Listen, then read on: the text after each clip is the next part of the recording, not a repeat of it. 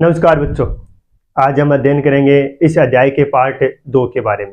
कल हमने इसका एक पार्ट है वो पढ़ लिया है।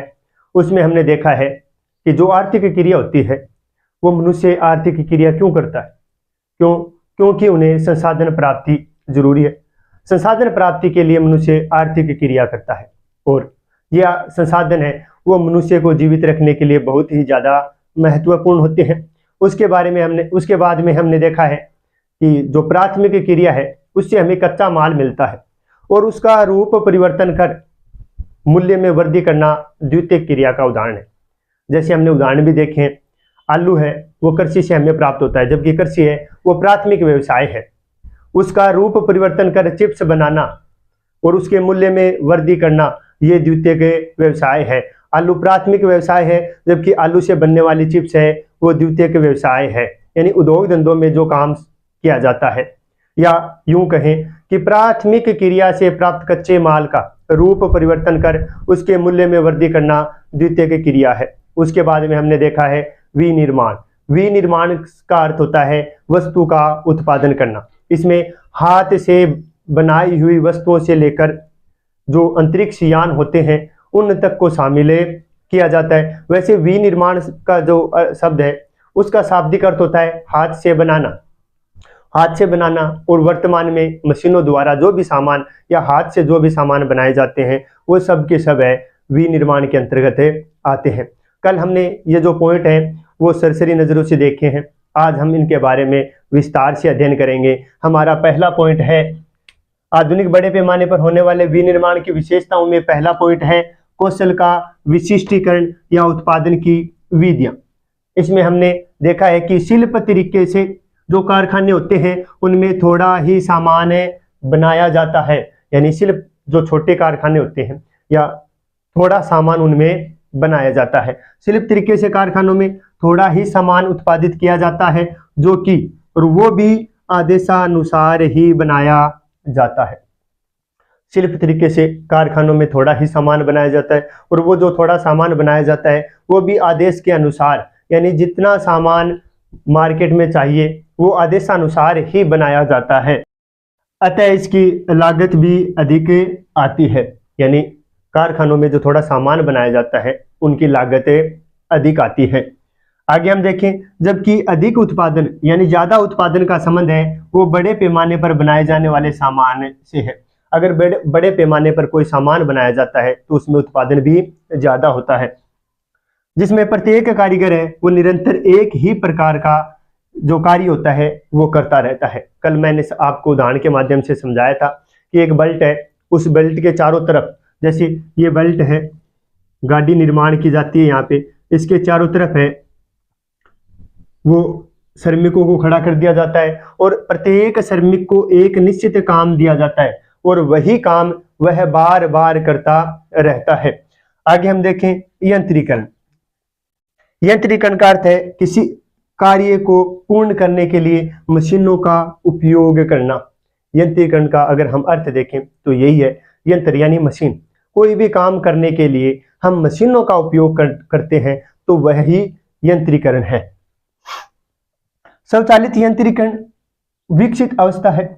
अगर हम वर्तमान में देखें तो जो ऑटोमेटिक मशीन होती है वो इस यंत्रीकरण की नई अवस्था है, जिसमें किसी मनुष्य का हाथ नहीं होता, वो जो ऑटोमेटिक काम करती रहती है वो स्वचालित यंत्रीकरण है। वो इसकी यंत्रीकरण की विकसित अवस्था है। कंप्यूटर नियंत्रण प्रणाली से युक्त स्वचालित कारखाने जिनमें मशीनों को सोचने के लिए विकसित किया गया है पूरे विश्व में नजरें आने लगी है। और वर्तमान की अगर हम बात करें तो स्वचालित जो मशीनें हैं वो पूरे विश्व में नजर आने लगी है। जैसे अगर हम बड़े बड़े मार्केट में जाएं वहां पर रोबोट काम करते हैं, जो मनुष्य काम करता है उसी की तरह रोबोट काम करते हैं। तो ये जो यंत्रीकरण की नई अवस्था आई है स्वचालित ऑटोमेटिक, यही यंत्रीकरण की जो नई या विकसित अवस्था इसे हमें कह सकते हैं। तो ये थे हमारे कौशल का विशिष्टीकरण और यंत्रीकरण। कौशल का विशिष्टीकरण यानी जो शिल्प तरीके कारखाने होते हैं उनमें थोड़ा सामान बनाया जाता है, वो भी आदेशानुसार ही बनाया जाता है, उनमें लागत अधिक आती है और बड़े सामान या जो बड़ा सामान होता है वो बनाने के लिए बड़े उद्योग चाहिए। उसके बाद में हमने देखा है यंत्रीकरण। यंत्रीकरण का अर्थ होता है किसी भी सामान को बनाने के लिए मशीनों का उपयोग करना। स्वचालित है, यंत्रीकरण की नई अवस्था है जिसमें ऑटोमेटिक काम होता है। और अगर हम देखें तो आजकल पूरे विश्व में इस प्रकार के मशीनें हैं वो ज्यादातर नजर आने लगी है। तो आगे का हमारा पॉइंट है प्रौद्योगिकी नवाचार। नवाचार मतलब नई चीजें बनाना या नया आविष्कार करना, नए शोध करते रहना। इसमें क्या है, शोध और विकासमान युक्तियों के द्वारा विनिर्माण की गुणवत्ता को नियंत्रित करना। अब लगातार शोध करते रहना और जो अच्छी क्वालिटी बन गई है उस क्वालिटी को नियंत्रित करना। जैसे ये मार्कर पहली बार किसी ने बनाया था तो ऐसा ही सीधा नहीं बना, उसने कई बार इस पर शोध की और फिर जाकर ये अपनी अच्छी शेप में आया और उससे लेकर आज तक लगातार यही क्वालिटी इसकी बनाए रखना ही प्रौद्योगिकी नवाचार है। जैसे हम चिप्स खाते हैं तो शुरुआत में चिप्स अच्छी नहीं बनी होगी, लगातार उसमें परिवर्तन करते गए और जब जाकर वो अच्छी बनी, उसके बाद में उसी समय से लेकर आज तक वही क्वालिटी उपलब्ध करवाना प्रौद्योगिकी नवाचार है। यानी कोई भी है वो शोध करते रहना है, विकासमान युक्तियों के द्वारा विनिर्माण की गुणवत्ता को नियंत्रित करना नवाचार है। अपशिष्टों के निस्तारण, यानी जो अपशिष्ट होते हैं, नुकसान पहुंचाने वाले पदार्थ होते हैं, उनका निस्तारण करना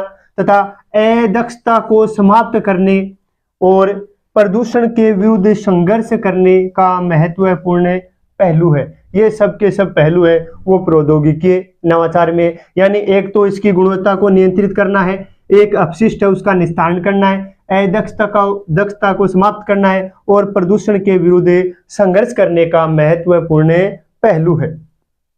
आगे हम देखें संगठनात्मक ढांचा एवं स्तरीकरण। तो इसमें इनकी आधुनिक निर्माण की 5 विशेषताएं दी गई है।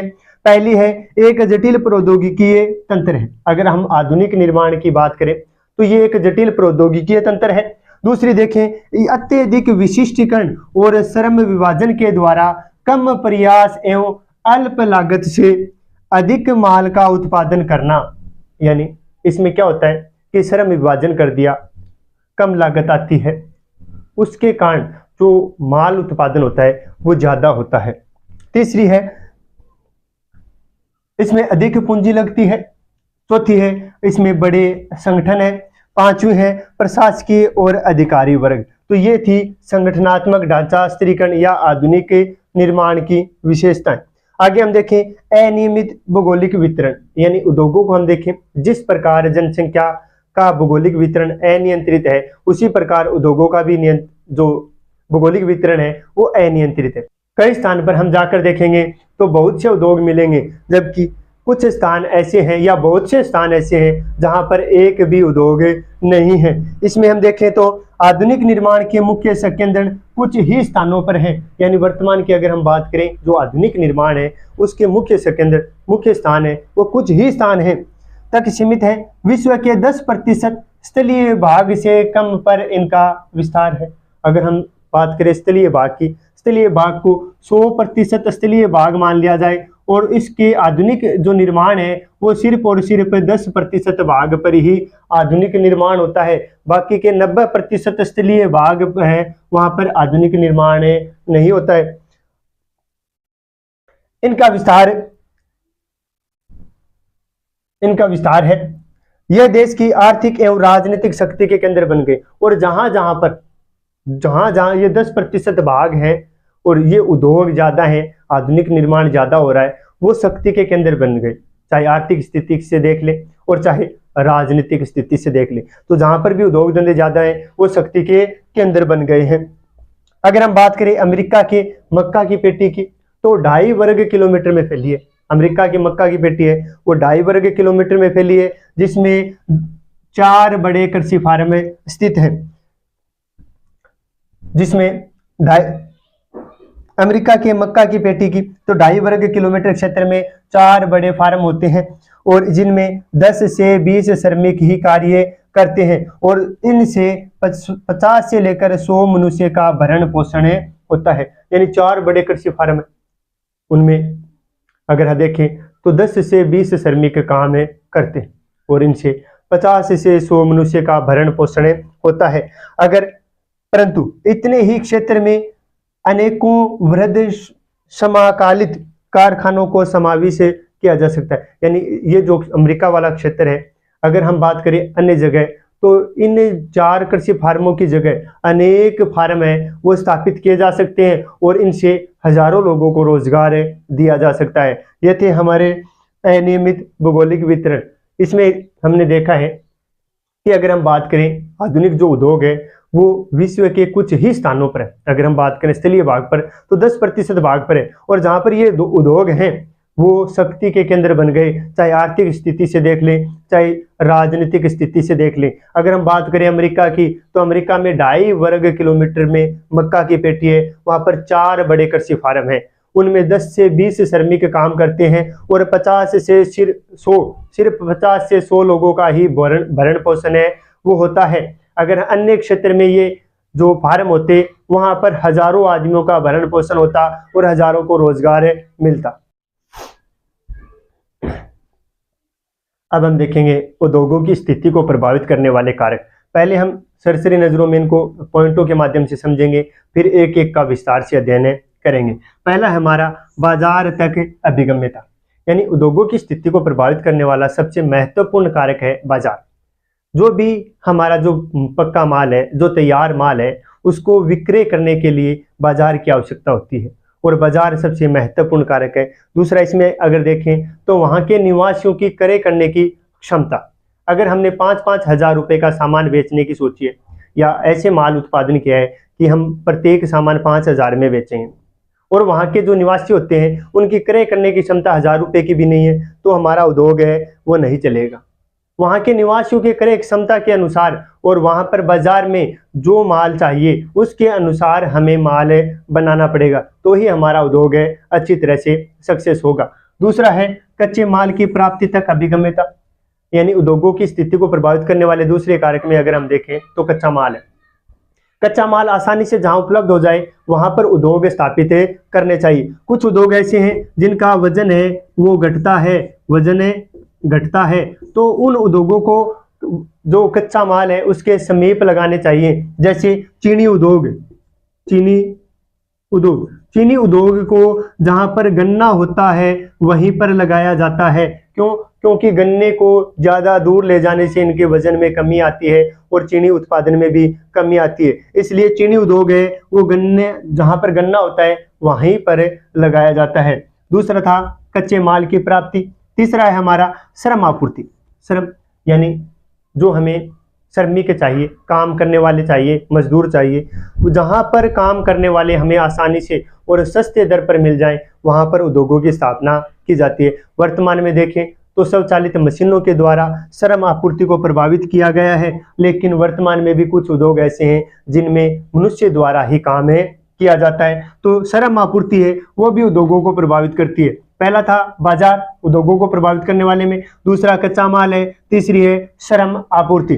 चौथा अगर हम देखें शक्ति के साधन है वो भी उद्योगों की स्थिति को प्रभावित करते हैं। जहां पर हमें पावर शक्ति मिलती है वहां पर उद्योग लगाने चाहिए, और जिन स्थानों पर शक्ति के साधन कम विकसित होते हैं उन स्थानों पर उद्योग भी कम लगते हैं।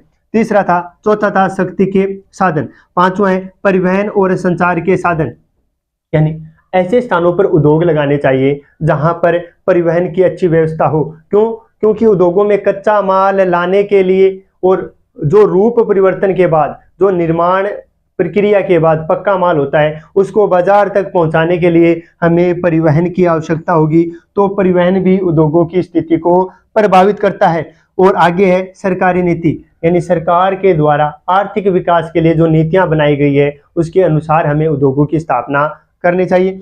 नेक्स्ट है समूहन अर्थव्यवस्था तक अभिगम्यता। समूहन अर्थव्यवस्था का अर्थ होता है कि एक जो उद्योग पहले से स्थापित है उसके नजदीक उससे संबंधित उद्योग स्थापित करना। जैसे मैं आपको उदाहरण के लिए बताऊं कि जैसे अगर हम देखें तो हॉस्पिटल होता है, हॉस्पिटल के समीप है खिलौनों की दुकान लगाना। अब हमें पता है जो भी गार्जियन होते हैं वो अपने बच्चों को हॉस्पिटल में दिखाने के लिए लेके आते हैं, मेडिकल चेकअप के लिए लेके आते हैं। अगर उस हॉस्पिटल के सामने खिलौनों की दुकान है और बच्चे की नज़र उस दुकान पे पड़ गई और वो अपने माँ बाप से जिस भी खिलौने की मांग करेगा वो माँ बाप उस समय उसे दिलाएंगे। यानी एक चीज से संबंधित दूसरे चीज की स्थापना करना। जैसे पेट्रोल पंप है, पेट्रोल पंप के सामने पंचर निकालने की जो है वो दुकान खोलना। तो ये होगा एक उद्योग से दूसरा उद्योग संबंधित। अगर हम इस अनुसार चलेंगे तो हमारा उद्योग है वो अच्छी तरह से चलेगा। अगर हम इसके अपोजिट चलेंगे तो वो उद्योग है अच्छी तरह से नहीं चलेगा। जैसे पेट्रोल पंप के सामने आप तो कहते हैं मैं तो चूड़ी की दुकान लगाऊं, तो बड़े चूड़ी कौन खरीदना। तो वो सिस्टम है, एक उद्योग से संबंधित दूसरा उद्योग लगाना ही समूहन अर्थव्यवस्था है या उद्योगों के मध्य संबंध है। ये थे हमारे उद्योगों की स्थिति को प्रभावित करने वाले कारक। आशा करता हूं थोड़ा थोड़ा आपको समझ में आया होगा और इसके बारे में विस्तार से कल पढ़ेंगे। आज के लिए धन्यवाद।